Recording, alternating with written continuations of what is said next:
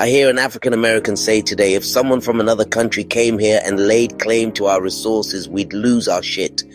This statement, raw and powerful, resonates far beyond the borders of the United States.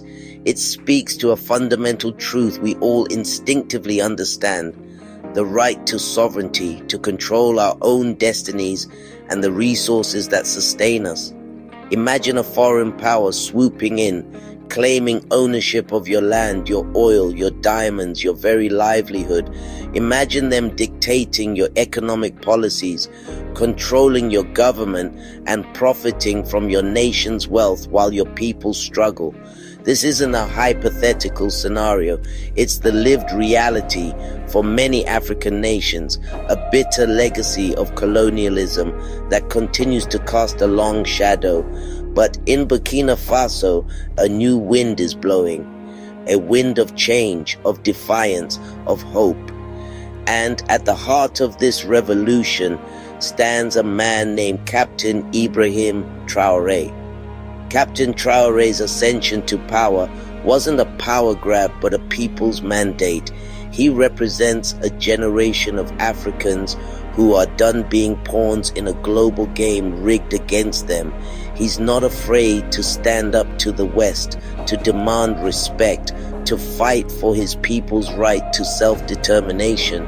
And that makes him a threat to the old order, to the status quo, to those who benefit from exploiting Africa's riches. To understand why the West, particularly France, the United Kingdom, and the United States, feel entitled to Africa's resources, we need to delve into the ugly history of colonialism. For centuries, European powers carved up Africa like a cake, exploiting its resources and people for their own gain. They instilled a system of economic control and political control that persisted even after independence. This wasn't just about stealing resources, it was about controlling the very narrative of Africa, portraying it as a continent in need of saving, incapable of managing its own affairs. Fast forward to the present day, and while the tactics may have evolved, the mindset remains. Western corporations, often with the backing of their governments, continue to secure lucrative deals in Africa, extracting resources at bargain prices. Aid packages, while often well-intentioned, come with strings attached, perpetuating a cycle of dependency. This sense of entitlement is deeply ingrained. It's evident in the condescending tone often used towards African leaders, the lack of respect for African agency, and the constant interference in African affairs. Enter Captain Ibrahim Traoré, a young military officer with a steely gaze and an even stronger resolve.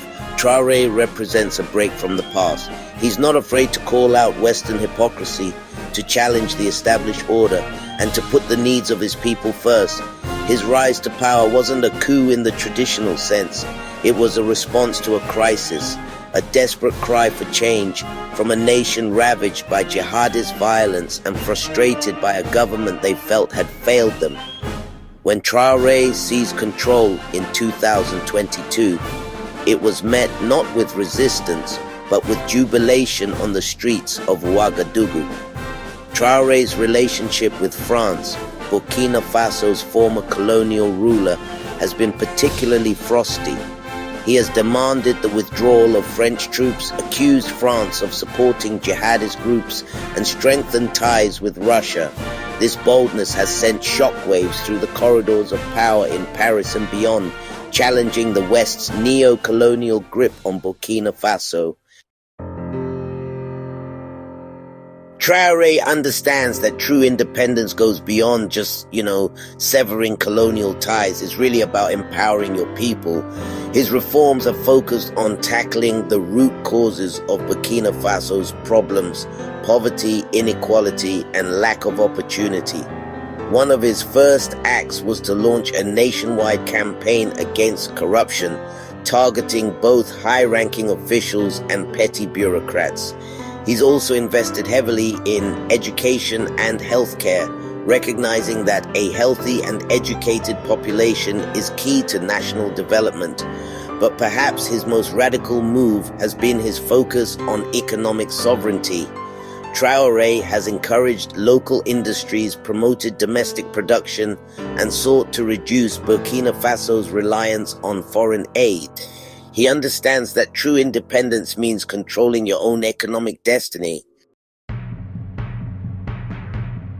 It's no secret that leaders like Emmanuel Macron and Donald Trump are not fans of Captain Traoré. To understand why, we need to look beyond the rhetoric and examine their motivations. For Macron, Traoré's Burkina Faso represents a direct challenge to France's waning influence in its former colonies.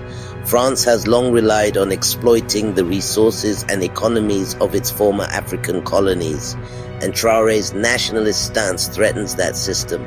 His close ties with Russia, a geopolitical rival, further exacerbate tensions.